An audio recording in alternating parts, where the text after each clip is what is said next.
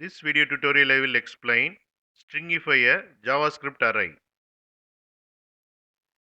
Here I have defined the JavaScript array and it has names John, Peter and Dave.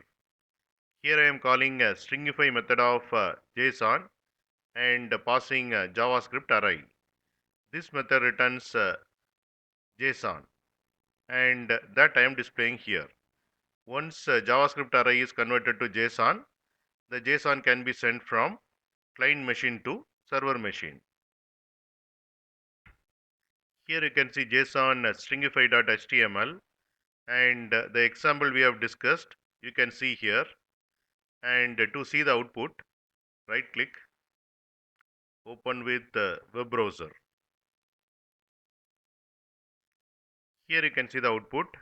Here you can see the JSON which is converted from JavaScript array. You can get Java source code link for each video in the description section of the video. Here you can see the description section. Click on show more, and here you can see the Java source code links. Click on these links to get the Java source code.